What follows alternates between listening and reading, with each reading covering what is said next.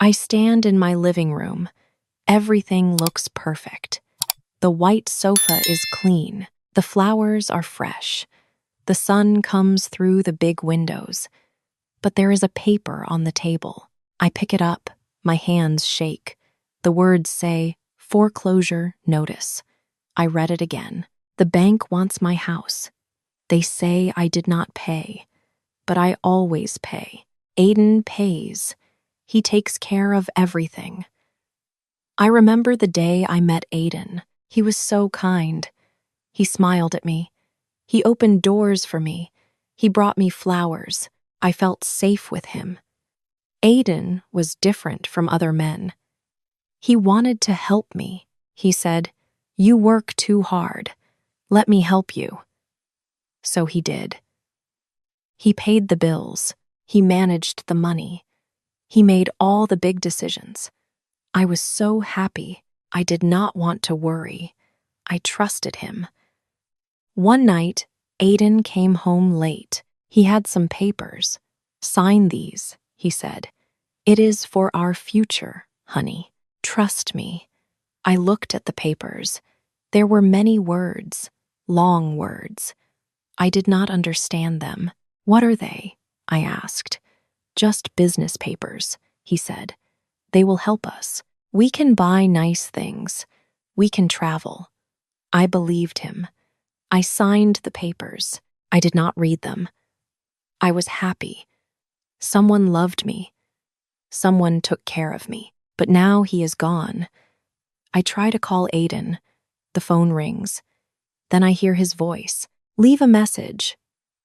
But it is just a recording. I call again and again. No answer. I call his office. A voice says, "This number does not exist." My heart beats fast. That is wrong. I called that number before. Many times. I get in my car. I drive to his company. I know the address. I went there once for a party. But when I arrive, I see something strange. The building is old. The windows are broken. There is no sign, no company name, nothing. I park the car. I walk to the door. It is open. I go inside. The place is empty, just dust and silence. No desks, no computers, no people, nothing. This is not right. Where is his office? Where are his workers? I take out my phone. I check my bank account. My fingers shake. I type the password. The screen shows a number, 0, no money. But that is not all. There is more. A red number, -$50,000. I check again. Maybe it is a mistake. But no, it is real.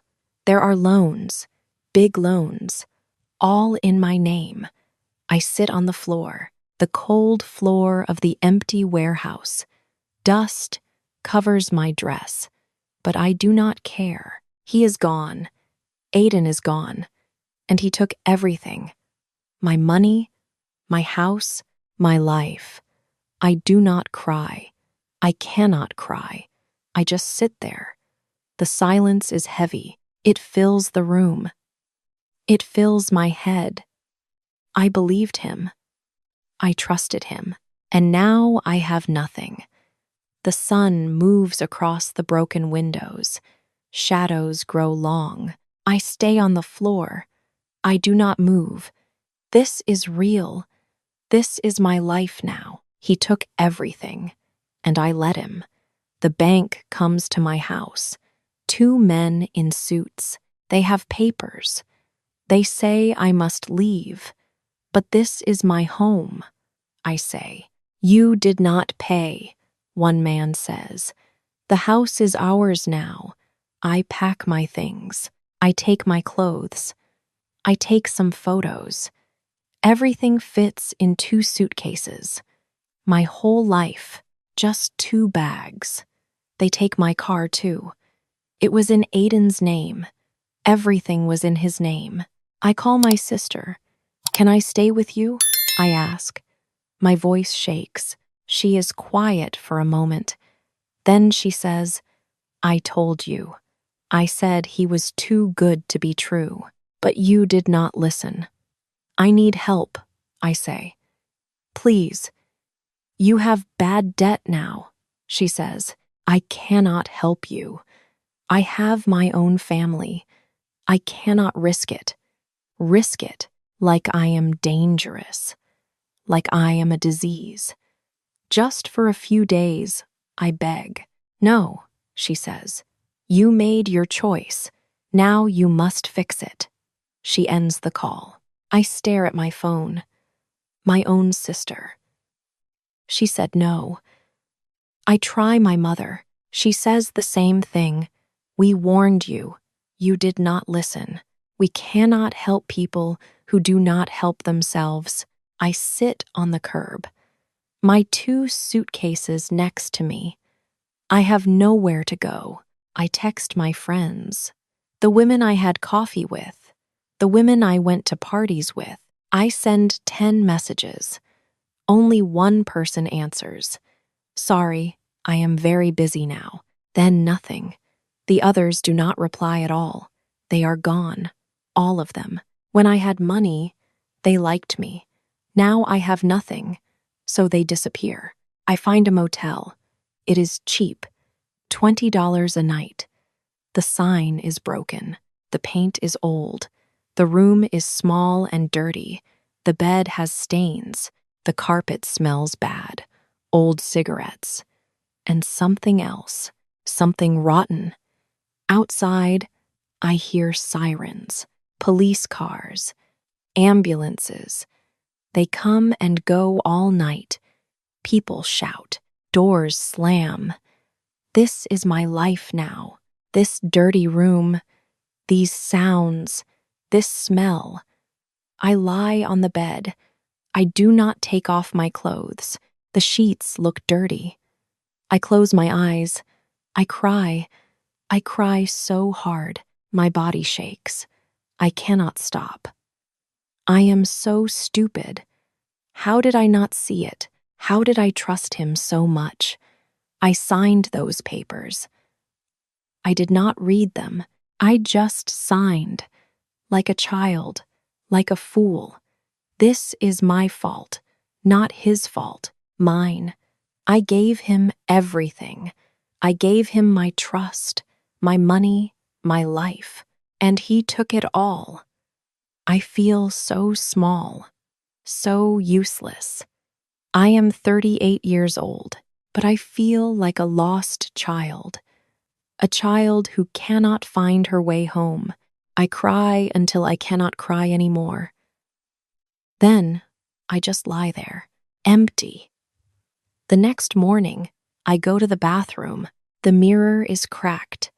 A long line goes down the middle. I look at myself. My face is red. My eyes are swollen. My hair is a mess.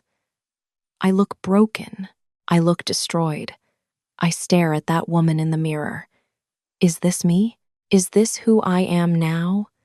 I think about my life, about this room, about the smell, about the sirens, about the people who left me. I can stay here. I can give up. I can let this destroy me. Or I can fight. I look at my reflection. I see the crack in the mirror. It divides my face in two, the old me, and someone new. I do not know who that new person is, but I must find out. I cannot die here. I will not die here. I must fight. I stop crying. The sadness is still there, but something changes inside me. The sadness becomes something else, something cold, something hard, anger. I need money. I need a place to sleep. So I find a job. A cleaning company needs workers. Night shifts. I say yes. The work is hard. I clean offices. I clean bathrooms. I clean floors. My hands hurt. My back hurts, but the pain is good. It makes me forget. When I work, I do not think about Aiden. I just clean. I finish work at 6 in the morning. I am tired, but I do not go back to the motel. Not yet. I go to the public library. It opens at 8. I wait outside. I am always the first person there. The library is quiet. It is clean. It smells like old books. This place becomes my safe place, my home. But I do not read stories. I do not read novels. I read law books. I read books about money, about finance, about debt. At first, the words are strange. I do not understand them.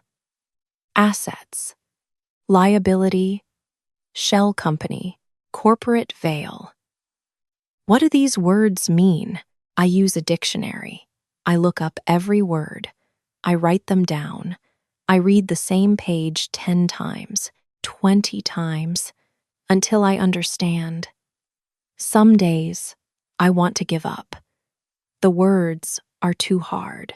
The books are too thick. But I do not stop. I cannot stop. This is my only weapon now, knowledge. I study like my life depends on it, because it does. I find the papers I signed, the papers Aiden gave me. I kept copies. I did not know why, but now I know. I read them, slowly, word by word, and now I understand. These are not normal papers. These are loan documents. These are contracts. And my name is on all of them. I study more. I learn about investments, about companies, about how money moves. And then I see it, the pattern, the investments Aiden talked about. They were fake. The company names are fake. The addresses are fake. Everything is fake. He used my name. He used my signature. He made me sign the papers. And then he took the money. The banks gave him money because my name was there. My credit was good. So they trusted me. They did not know I was just a fool. My signature was his weapon, and I gave it to him. I gave it so easily. I feel sick, but I keep reading. I keep learning.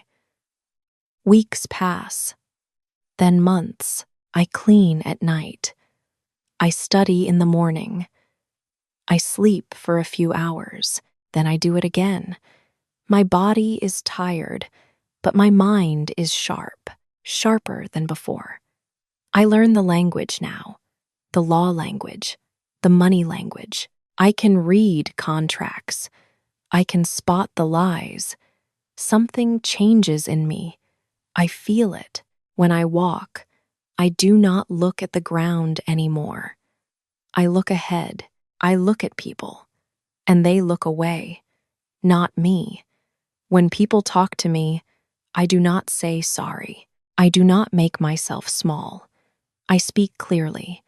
I use exact words, careful words. I think before I speak. I am building something around me, something hard, something that protects me, like armor. One day, I find something, a small thing, a thing most people do not see. I look at the papers again, all of them. I look at every page, every signature, every stamp, and there it is, a stamp, a notary stamp. It says a name. It says a town. The town is 3 hours away from here. I check all the papers. The stamp is on many of them. The same stamp, the same notary, the same town. This is not an accident. Aiden went to that town. He used that notary. Many times. Why? What is in that town? I write down the address. I write down the name. I write down everything. I look at the paper in my hand. This is the first real clue, the first real proof. I feel something I have not felt in a long time. Hope and something else. Something strong. Determination. The hunt begins now. I am not the victim anymore. I am the hunter. And Aiden does not know I am coming. I take a bus to the town. It is 3 hours away. The trip is long, but I do not care. I look different now. My clothes are cheap. Old jeans, a gray shirt, a brown jacket. Nothing special. I want to look normal. I want people to forget me. But my eyes are different. They are sharp now. They watch everything. I find the notary office. It is on a small street, next to a coffee shop. I go inside. A woman sits at a desk. She is old. She smiles at me. "Can I help you? I need some papers," I say. "For a house." We talk. She is friendly. She tells me about her work. She mentions a real estate company. "We work with them a lot," she says. I write down the name. I thank her. I leave. I find the real estate company. It is 2 blocks away. I walk past it. I do not go inside. Not yet. I just look. I remember the address. Then I wait. I sit in the coffee shop. I drink coffee. I watch the street. I watch the real estate office. People go in. People come out. And then I see him, Aiden. He walks out of the office. He wears a nice suit. He looks the same. That smile, that walk, everything is the same. My heart beats fast, very fast. I feel sick. I want to run to him. I want to scream. I want to hit him. But I do not move. The old me would scream. The old me would cry. The old me would make a scene. But I am not her anymore. I take out my phone. I take photos. He does not see me. He walks to a cafe across the street. A woman waits for him there. She is young, maybe 30. She smiles when she sees him. She looks happy. He kisses her hand. He sits down. They talk. They laugh. I watch them. I take more photos. I record their voices on my phone. I cannot hear the words, but I have proof. Proof he is here. Proof he is doing this again. She is his new victim, and she does not know it yet. I follow Aiden every day, for weeks. I learn his routine. He goes to the real estate office in the morning. He meets the woman for lunch. He goes to a bar at night. I write everything down. What time he leaves his apartment. What time he arrives at work. Where he eats. Who he talks to. I use the library computers. I search public records. I find property documents, business records. I use my new skills. The skills I learned from those law books, and I find more. So much more. Aiden is not alone. He meets with other men, 3 men. They meet at the bar. They sit in the corner. They talk quietly. They pass envelopes to each other. I watch from far away. I take photos. I write down dates, times, details. This is not just one bad man. This is a system, a network. Aiden is just one part of it. He finds the women. He makes them trust him. He makes them sign papers. And then the others take the money. They split it. They all profit. I am not his only victim. There were others before me, and this new woman will be next. But not if I stop them. I collect more evidence, documents, photos, audio recordings, bank records. I have everything now. One night, it rains. I stand across from his apartment. The rain soaks my jacket. My hair sticks to my face, but I do not care. I look up at his window. The light is on. He is inside. He feels safe. He thinks he won, but he is wrong. I hold my phone. All the evidence is inside it. Photos, documents, recordings, everything. I have the power now. Not him. Me. I can destroy him. I can destroy all of them. The whole network. The rain falls harder.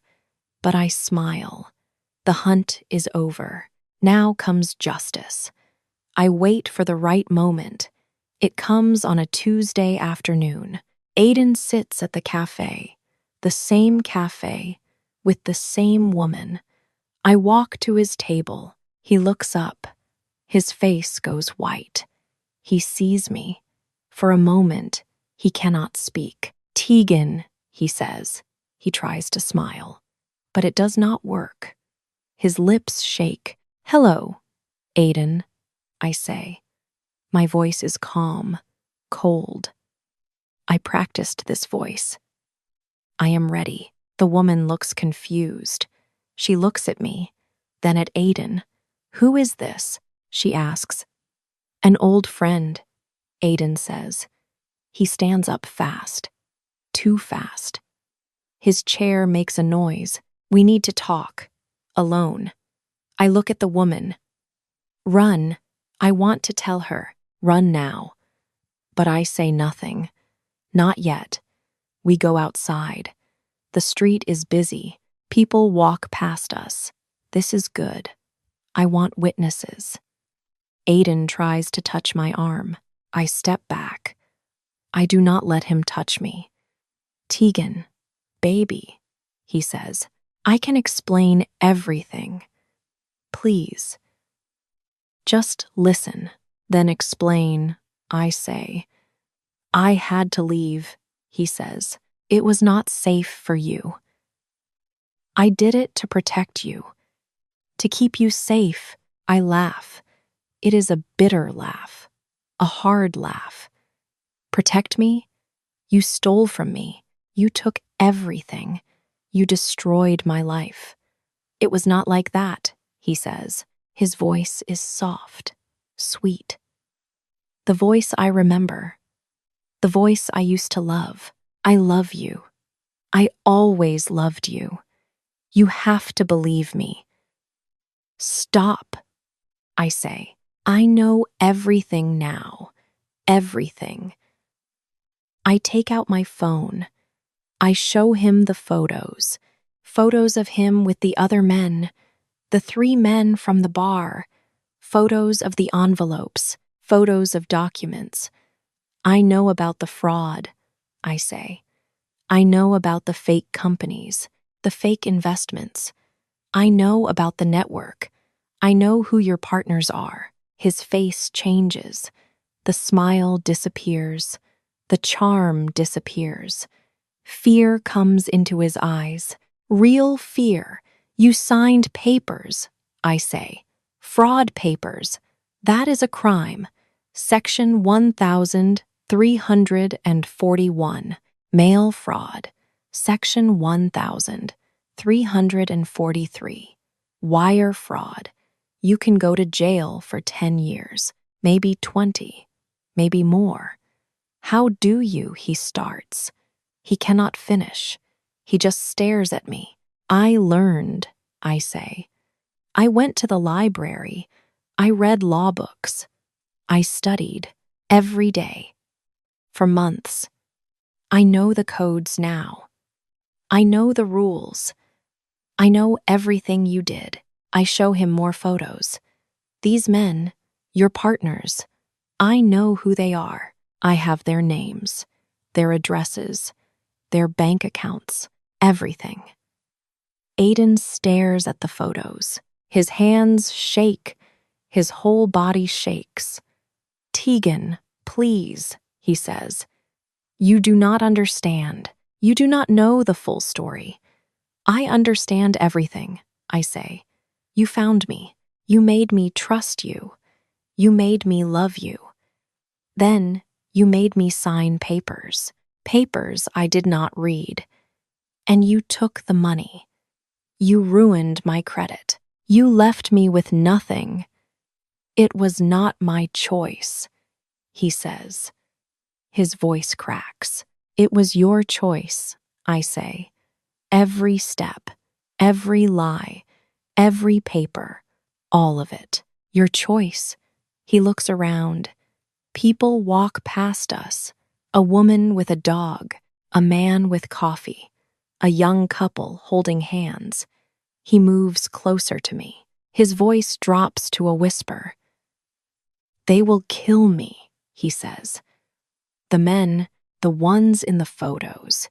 If I do not pay them, I owe them money, so much money, hundreds of thousands.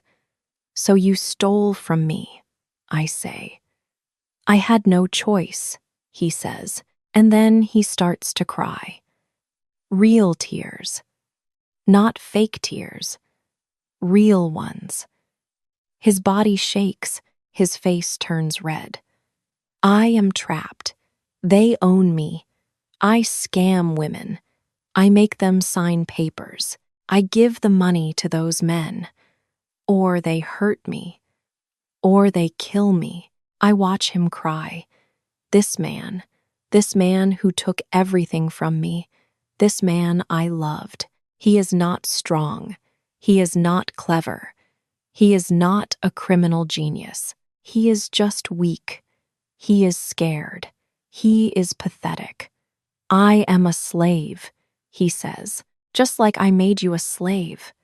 I did to you what they did to me. I am so sorry. I am so sorry. He falls to his knees, right there on the street. People stop walking. They stare at us. Some people take out their phones. Please, he begs. Please, Tegan, do not go to the police. I will pay you back. I promise. I will work. I will find a way. Just give me time. Please. I am begging you. I look down at him. I watch him cry on the ground. I wait. I feel nothing.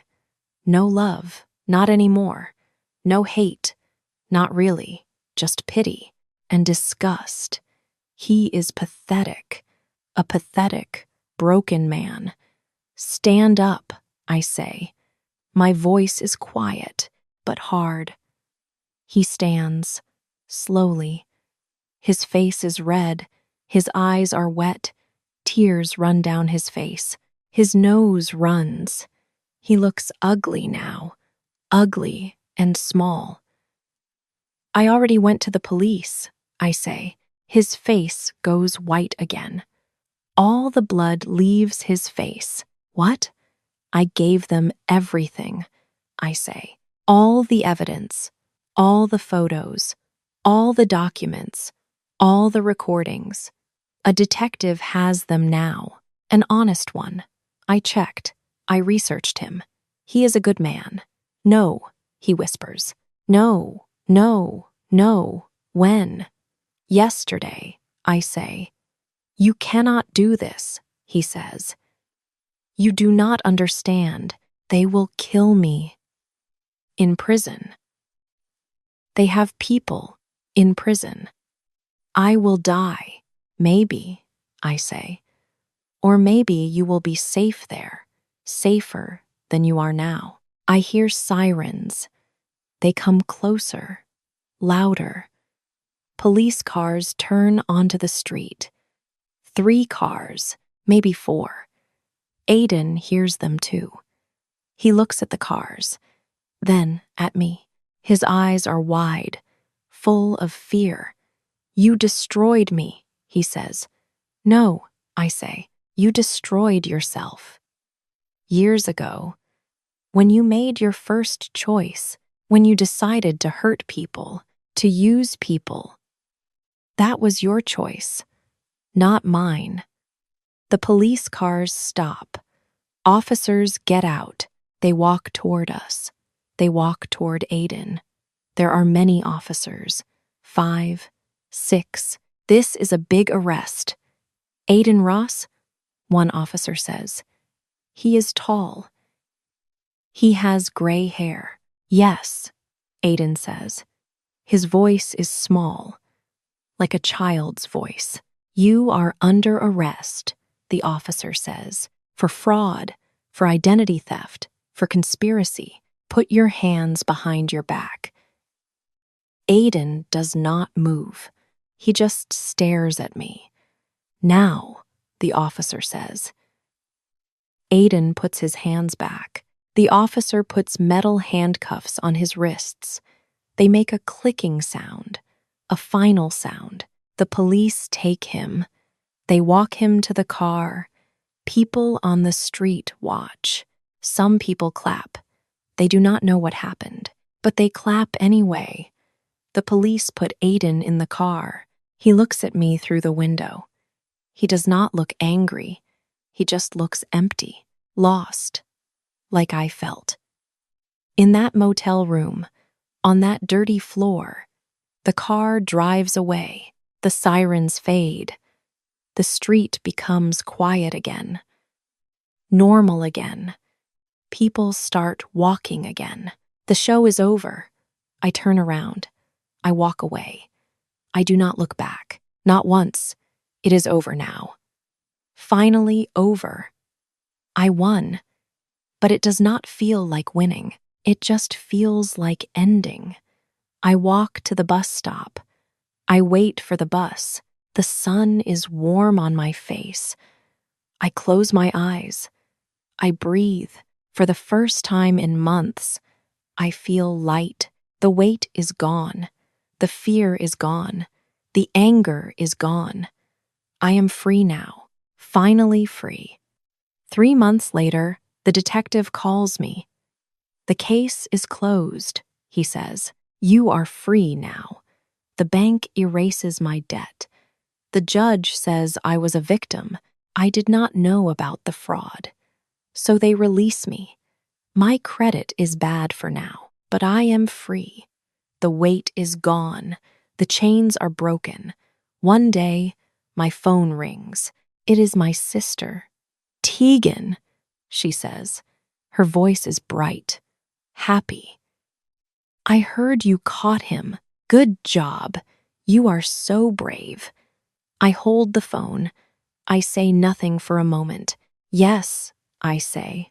I did. We should have lunch, she says. I want to hear everything.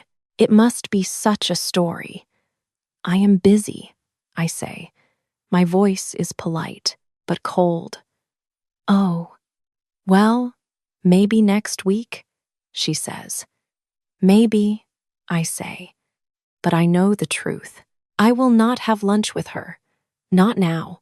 Maybe not ever. She left me when I needed her. She called me a risk. She closed her door. I remember that. I will always remember that. Family is not just blood. Family is action. Family is who stays. She did not stay. I have to go, I say. Okay, she says. Call me soon. I end the call. I do not feel bad. I feel strong. I learned something important. I learned about boundaries, about who deserves my time, my trust, my love. I do not go back to my old life. I do not want that life anymore. I find a new job. I work for a law office. I help women. Women like me. Women who signed papers they did not understand. Women who trusted the wrong people. I am not a lawyer, but I know things now. I know contracts. I know fraud. I know the law. I help them read documents. I help them understand their rights. I save money. I find a small apartment. It is not big. It is not fancy, but it is mine. It is clean. It is safe. It is home. Today, I sit at my small table. I make tea. The water boils. I pour it into a cup. The steam rises. It smells like flowers. A client sent me a contract. She wants me to check it. I read it carefully, line by line, word by word. I find a problem, a hidden clause. I write notes. I will call her tomorrow. I look around my apartment. The walls are white. The furniture is simple. There are books on the shelf. Law books, finance books, books that saved my life. I smile. A real smile. A smile that comes from inside. Aiden stole my money. He stole my trust. He stole my old life. But he gave me something too.